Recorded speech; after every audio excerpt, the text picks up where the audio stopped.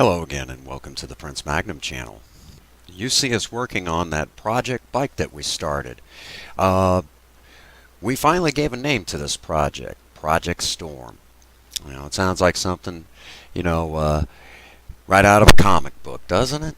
Well, that was kind of the idea, you know, because as I've said before, this is a project that you can do with your kids. Even though this is kind of just an alternative to driving a vehicle. I mean, you can use it to go pick up a couple little things from the grocery store or whatever. And for some people, this is all they can afford for a hot rod. Okay, bike frames are cheap and easy to get. I showed you the introduction to Project Storm, and now you're going to see how painting a project like this goes. Now, we've spent probably the good part of about a week sanding on this project, and I'm going to tell you the truth. You really get down and dirty, when you see the front, seeing it stripped down and everything, and it was just really interesting. I haven't done a project like this in a long time. Now, the towel that you see in my hand is a basic tack wipe or a prep wipe that you use in the automotive world. Okay. They're about 50 cents at AutoZone. I don't know how much they cost at other places, but because I go through AutoZone for everything, it just makes sense. So basically, we took the tack cloth, and wiped down everything. Wiped it down good, 2 and 3 times if need be. Remember, paint does not stick to dust. It just doesn't work that way. I wish it did. It'd be a lot easier.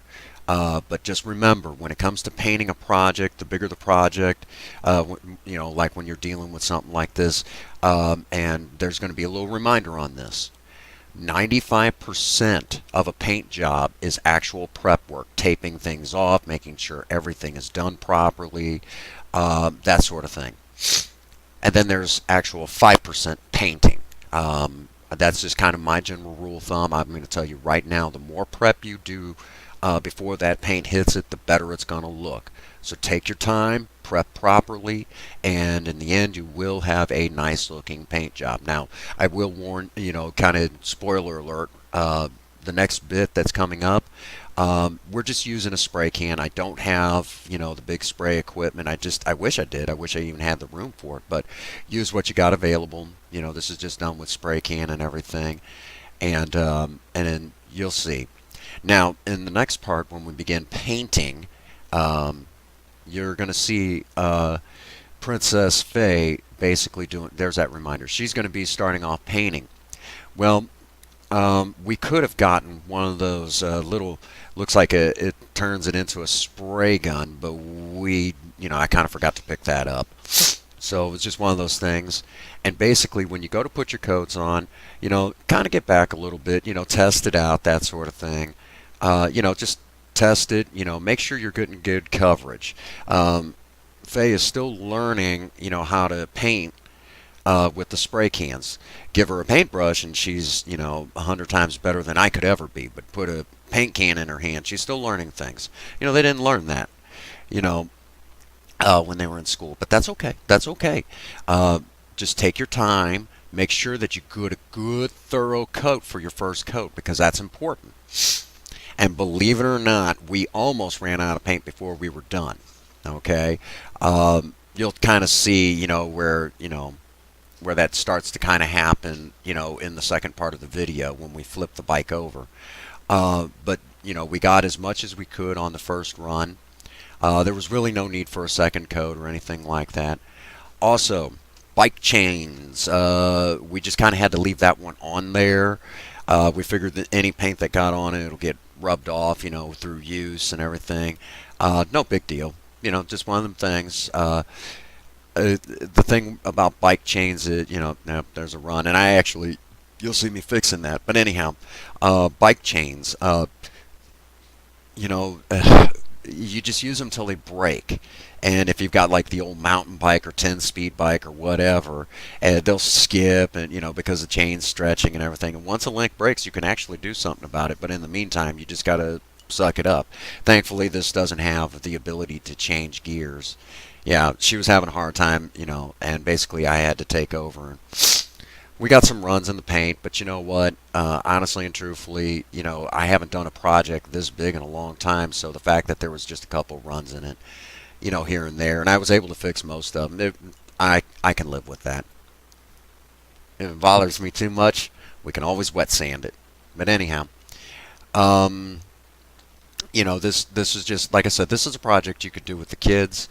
You can do it. I mean, on the cheap right now. Other than the parts that we still need to get, we got to get new pedals and some lights for it, and I think we're going to try to replace a couple of the reflectors. Honestly and truthfully, where it sits, I think it's gonna, all total, it'll be about as much as a new bike, including the paint job and everything, because the can of paint only costs us like $6. The sandpaper and I mean little stuff like that. Honestly and truthfully, I mean it's about as much as a new bike, but that's just kind of how it goes. Uh, this is something that you can do over time. Kind of like a car. Yep, you see a run, and I worked on it. It doesn't look too bad. You know, and that's the cool thing about it. I mean, you could do this over time too, just like a car. But if you don't have a driver's license, or maybe you got a kid, a young one that wants their own hot rod, but it's going to be several years before they actually can start really driving. This is definitely a project. A father and son, or maybe because it's a new age. Maybe a daughter and son, or a daughter and daughter, or however it goes. Something that that the whole family can get involved in. Have a whole fleet of custom bikes. And you can do it on the cheap. I mean, yeah, buying a bike frame and basically starting off and kind of rebuilding that whole bike from scratch. Yeah, that's a pretty cool option. You know, and if you're kind of watching along and through this whole video and you find maybe my voice is annoying, which I'm told my voice isn't annoying, so but everybody's a critic nowadays. Just sit back and watch the paint job. Um, you know, I cut out the, because I accidentally, like, when something would happen, I would actually accidentally cuss, because, when I'm not on camera, I sometimes cuss like a sailor. But for the purposes of my channel, I don't I think I've maybe cussed a handful of times on my channel. I think I can actually go through and probably count them on one hand how many times I've actually cussed on my channel, and they really weren't that bad. And I'd like to kind of stick with that general rule. I don't want to start cussing on my channel, especially on this video, um, because this is a project for children, definitely, or or for the adults that that want to stay fit. This is definitely an awesome green project. Um, So yeah, I mean that's the first side, and then we're gonna flip her over once the paint tacks up enough. Yeah, it was the wife's idea to name this one Project Storm. So, and there you go. By this time, we're getting really low on paint, and I'm really having to fight and work hard to make sure that we get good coverage. Also, some of you might have seen that my shirt actually says 2009 Daytona 500. I'm not a NASCAR fan.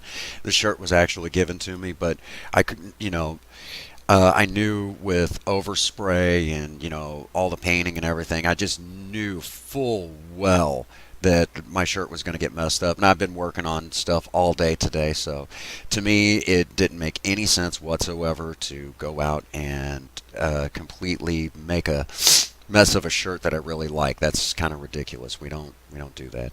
Yeah, at that point I actually did say, I kind of dropped a dirty word, or a wordy dirty, you know, that sort of thing, and that's why I took the sound out, because when something bad happens like that, I just don't want children to hear that. And there could be ladies watching this too, maybe getting an idea of what they can do. Maybe a single mom, or the dad's health isn't that great, and got to keep the kids active. And this is a great do-it-yourself project for the young ones.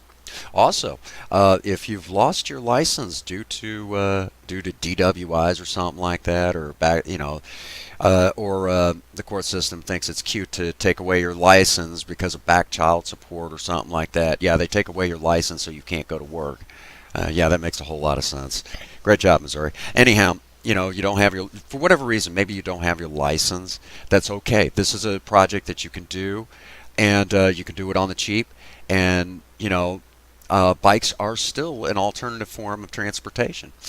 With the constant rising and dropping of gas prices, it's great. This is a project that would be great to have around town. You know, um, it's just an awesome, awesome project. Project Storm, we will be showing her occasionally right along Project Spirit as an alternate for maybe an alternative to the everyday car, truck, hot rod, or the motorcycle, because those projects can get expensive. Granted, we do ours on the cheap. Some people just don't have the money to really, to afford that. Some people just can't. So this is definitely one that can be done on the cheap. And as a matter of fact, this bike frame was given to my wife, probably some years ago, and it fits her fine. Well, there you have it. And after it was all said and done with, that's what we had. All right, like if you would, subscribe if you would. This is the Prince Magnum channel after all. And above all, if nobody has told you that they love you today, Prince Magnum does. God bless you and have a happy 24. Thank you.